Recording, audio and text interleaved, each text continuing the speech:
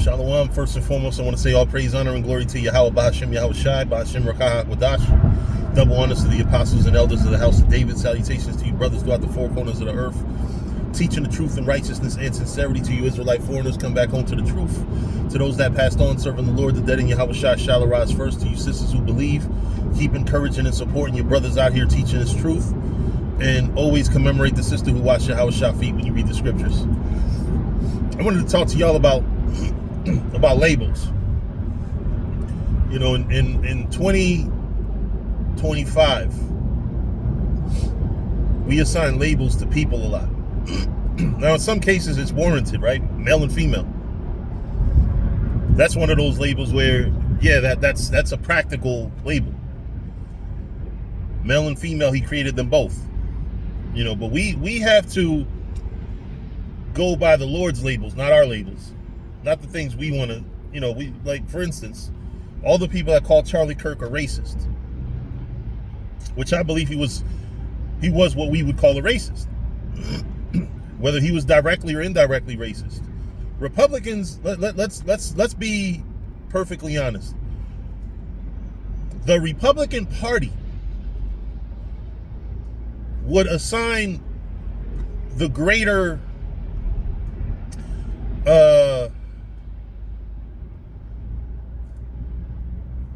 life, I'll say, to white people. If anything, you know, hey, listen, a few black people, but Hispanic people, but they want white people to be at the forefront. Let's be real. You know, you read what the founding fathers of this country wrote, many of whom were also Republican. In fact, if I'm not mistaken, I'm pretty sure Abraham Lincoln was a Republican.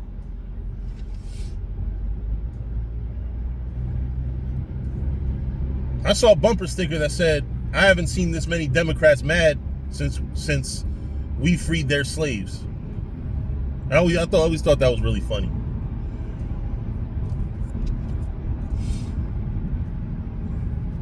I mean, Democrats, you already know, man, that's a sodomite agenda. I ain't with that bullshit neither. we're neither Republican nor Democrat. We are conservative because we're about the laws of the Heavenly Father, and we are about nationalism. When we run the kingdom of heaven, it's gonna be probably closer to it's gonna be conservative. It's gonna be the laws are going to rule. People are going to be held accountable. It's not like, you know, a free-for-all that Democrats want it to be, but we're also not going to be corrupt like the Republicans. They're all corrupt. All Republican, Democrat, they're all evil.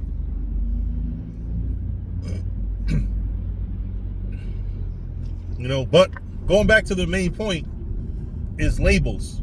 You know, when we label somebody, like I said, when we label Charlie Kirk a racist, you know, I've also been at camp and said the Most High is a racist. But the Most High is nothing like Charlie Kirk. The Most High is nothing like the KKK, the neo-Nazis. You know, when we say that God is racist, it gives the connotation that the Most High is like the KKK or like the skinheads or like Charlie Kirk or Donald Trump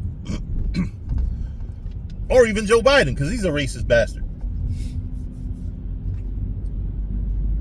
But the truth of in what way is the Most High racist, it's like a parent loving their child. But we describe it as racist, which isn't off. It's not wrong, right, per se. What is a racist? Somebody who loves their race, believes in their race. Who's the Most High's race? Israel. So that's the way we understand it. That's the way we understand it. Is the Most High loves his race.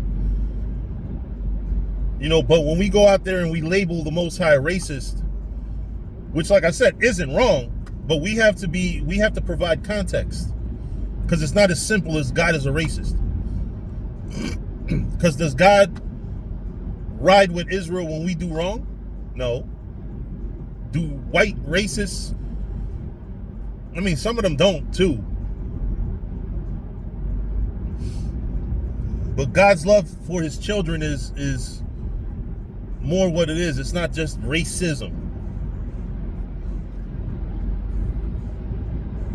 You know, the Lord will put his children through stuff so that we learn. Because trust me, once the majority of Black and Latino people find out that they're in the conditions that they're in because of sin, they're going to hate sin.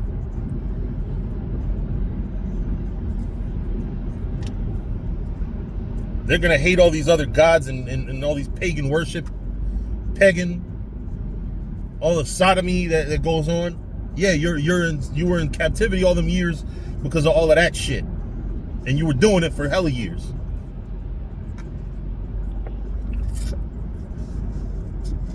But back to the point. It's like when we I haven't heard anybody do it in forever. But we used to go around saying that that Yahushua called the woman a bitch in the Bible. And that's not to say that that's not true. I mean, it's not true because the word bitch wasn't in circulation at the time. But he didn't use the word bitch. He was referring to her people as dogs.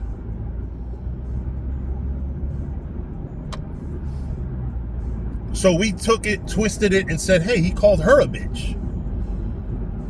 No, he's calling her people low, basically. So you can't take something that's kind of poetic and turn it into something real. Because was that woman's people actual dogs? No, they were not dogs crawling on 4 feet.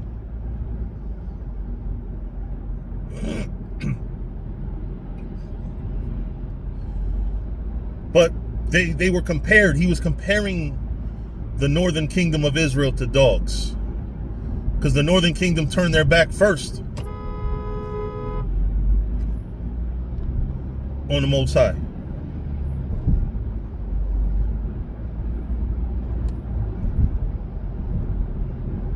The northern kingdom went off first.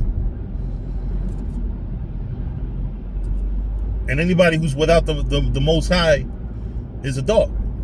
Make no mistake about that. But does that translate to he called you a bitch? No, it doesn't.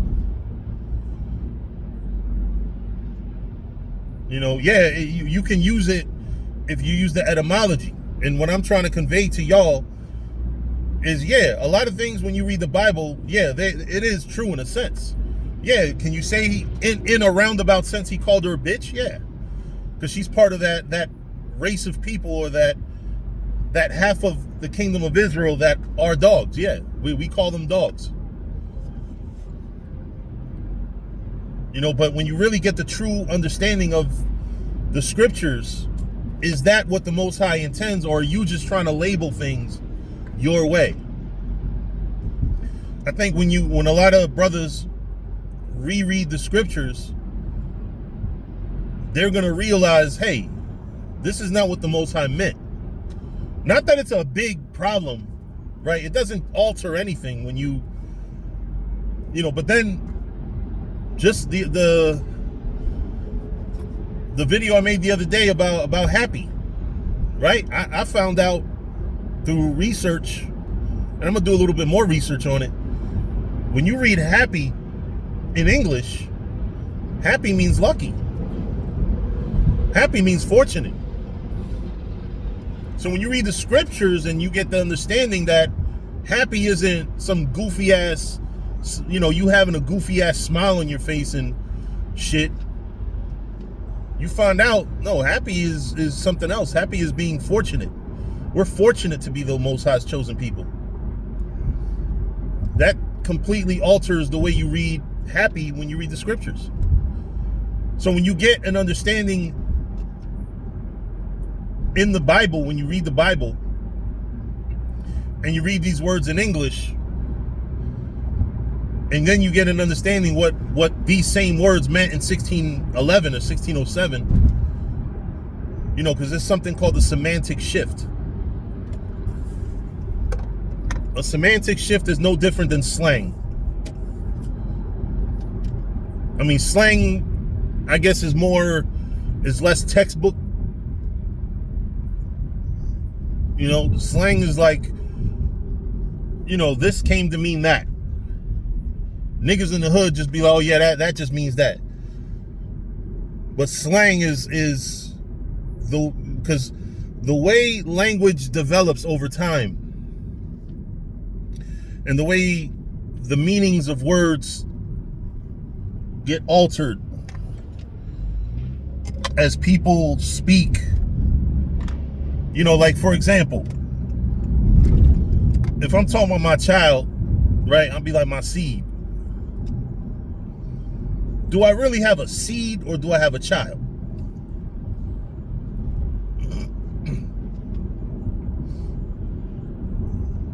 You know, that's you know, one thing that you have to understand when you read the Bible, if you really want to get a full picture and understanding on the Bible, you have to understand words, and you have to understand what words meant in Hebrew, what words meant in Old English.